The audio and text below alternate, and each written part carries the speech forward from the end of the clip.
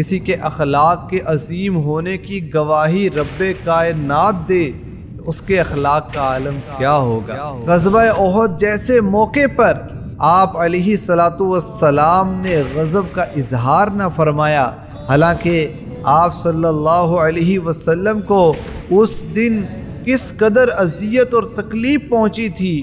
آپ صلی اللہ علیہ وسلم سخت مزاج ہوتے تو یہ لوگ آپ علیہ الصلاۃ والسلام سے دور ہو جاتے۔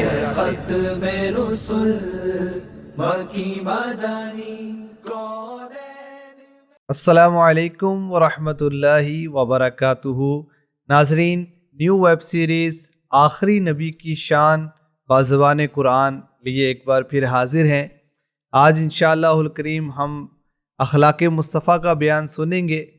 تیرے خلق کو حق نے عظیم کہا۔ اچھے اخلاق یہ وہ بہترین وصف ہوا کرتے ہیں کہ جس کے ذریعے انسان دلوں کو جیت لیا کرتا ہے۔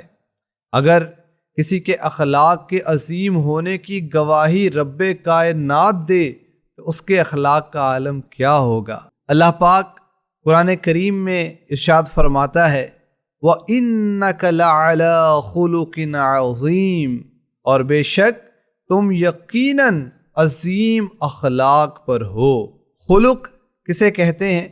عربی زبان میں خلق اس عادت کو، اس ہیبٹ کو کہتے ہیں کہ جس کی وجہ سے اچھے کام کرنے میں تکلف نہ کرنا پڑے۔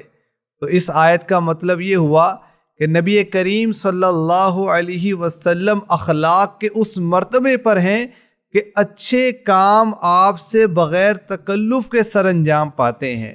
تو آیت مبارکہ کا مطلب یہ ہوا کہ اے محبوب صلی اللہ علیہ وسلم، آپ جس قدر اعلیٰ کام انجام دیتے ہیں یہ تو آپ کی عادت کریمہ ہے، اس میں آپ کو کچھ تکلف نہیں کرنا پڑتا۔ اللہ کی سرتابہ قدم شان ہے یہ، انسان نہیں انسان وہ انسان ہے یہ، قرآن تو ایمان بتاتا ہے انہیں اور ایمان یہ کہتا ہے میری جان ہے یہ۔ تو قرآن کریم نے نبی پاک علیہ الصلاۃ والسلام کے اخلاق کریمہ کو عظیم فرمایا۔ تو اس آیت مبارکہ سے پتہ چلا کہ کوئی بھی پیارے آقا صلی اللہ علیہ وسلم کے اخلاق کریمہ کو کما حقہ بیان نہیں کر سکتا، کیونکہ وہ عظیم ہے اور عظیم کو شمار کرنا اور اسے بیان کرنا ممکن نہیں، کیونکہ اللہ پاک نے اپنے کلام پاک میں دنیا اور دنیا کی تمام نعمتوں کو قلیل فرمایا۔ قل متاع الدنیا قلیل، اس کے باوجود کوئی بھی دنیا کی نعمتیں شمار نہیں کر سکتا۔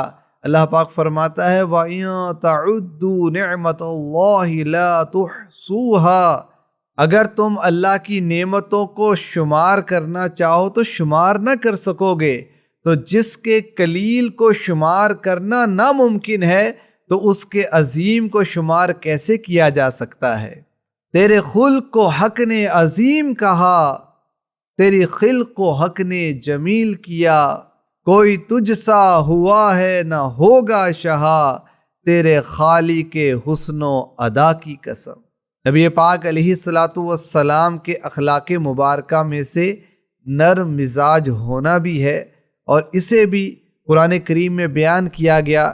چنانچہ ارشاد ہوتا ہے فَبِمَا رَحْمَةٍ مِّنَ اللَّهِ لِنتَ لَهُمْ وَلَوْ كُنتَ فَظًّا غَلِيظَ الْقَلْبِ لَانفَضُّوا مِنْ حَوْلِكَ، تو اے حبیب، اللہ کی کتنی بڑی مہربانی ہوئی کہ آپ ان کے لیے نرم دل ہیں، اور اگر آپ ترش مزاج اور سخت دل ہوتے تو یہ لوگ ضرور آپ کے پاس سے بھاگ جاتے۔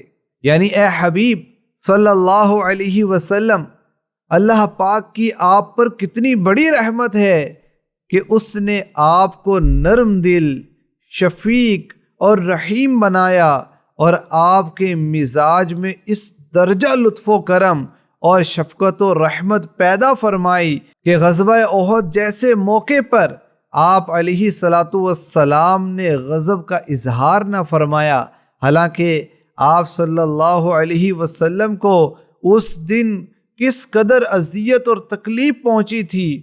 آپ صلی اللہ علیہ وسلم سخت مزاج ہوتے اور میل برتاؤ میں سختی سے کام لیتے تو یہ لوگ آپ علیہ الصلاۃ والسلام سے دور ہو جاتے۔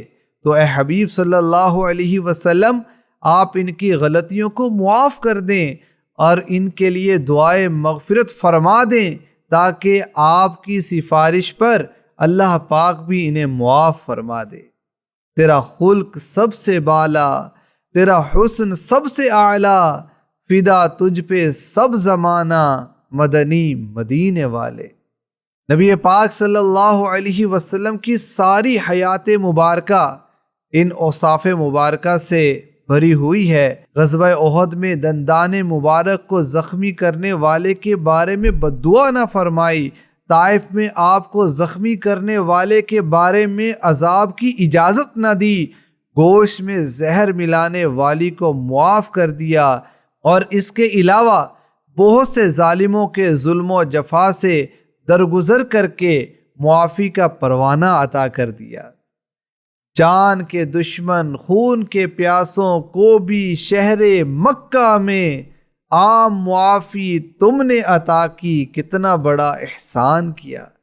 اے عاشقان رسول، امام غزالی رحمۃ اللہ علیہ فرماتے ہیں، قرآن کریم میں جتنے بھی اخلاق بیان ہوئے اس کے مخاطب آپ صلی اللہ علیہ وسلم ہیں، تاکہ آپ آداب سکھانے کا مرکز و منبع قرار پائیں، اور پھر آپ صلی اللہ علیہ وسلم کی ذات سے اس کی روشنی تمام مخلوقات کے لیے ہادی و رہنما بنے۔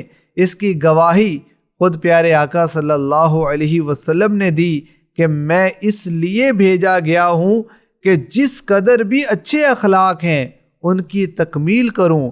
اللہ کریم ہمیں بھی اچھے اخلاق اپنانے کی توفیق عطا فرمائے۔ نیکسٹ ایپیسوڈ میں دوبارہ ملاقات ہوگی، اجازت دیجیے۔ السلام علیکم ورحمۃ اللہ وبرکاتہ۔